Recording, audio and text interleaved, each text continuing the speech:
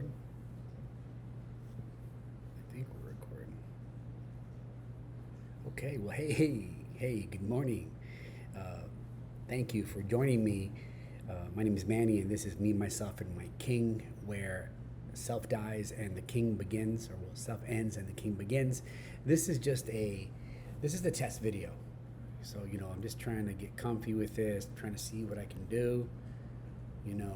Lean back a little bit, kind of stretch my neck. I want to see the quality of the video. But today I want to give a testimony. And I'm going to move this light up. I'm sitting in front of my window, so I just want to see if a little bit of natural light would help. And I think it does. But I am going to get one of those. So that helps a bit. I think it looks good. So you lean back a little bit. Look at them pecs. Look at them pecs. Look at them pecs. Look at that shoulder. I'm working on it. Okay, but anyways. It's a little grainy though. I think it's a little grainy. It's a little bit grainy. So I don't know, maybe if I open it up all the way, it'll help. I gotta get these lights. That's much better actually, damn. Okay, yeah, except for my glasses. And I guess maybe without my glasses it'd be nice. Okay, how's that? All right, welcome. I look different. Welcome to Me, Myself, and My King. My name is Manny, and this is where self dies and the king begins. Today I want to talk about what I believe is a revelation that the Holy Spirit impressed upon me.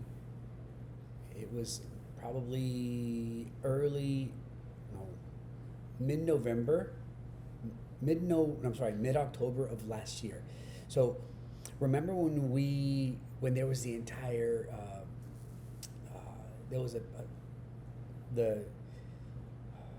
the Feast of Trumpets was landing on September the 24th, and there was just a lot of social media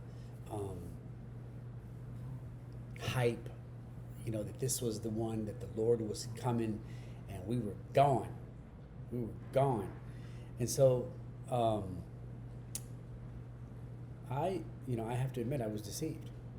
I swallowed that hook, line, and sinker. Thank goodness I didn't sell anything or give anything significant away. I don't think I gave anything away, but still.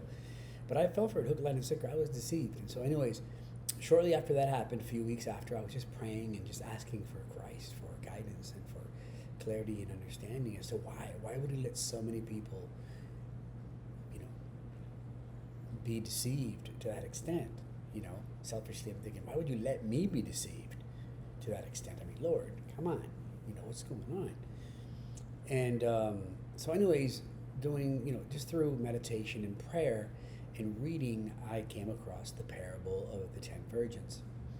And in reading the parable of the 10 virgins, I really dissected the biblical text very carefully, and I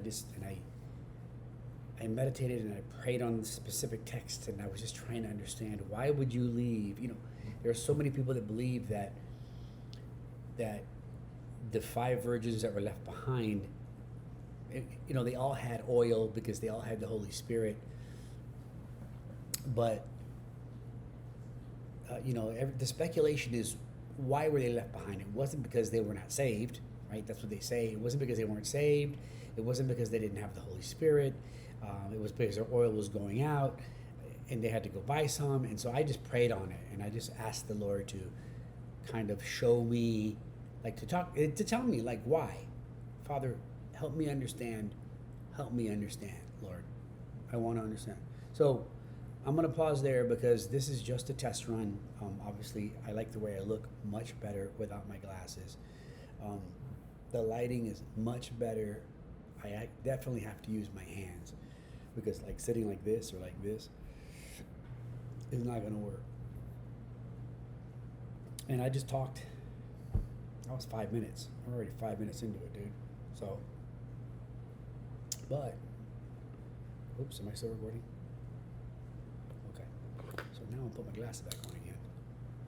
All right. We want to see how this works.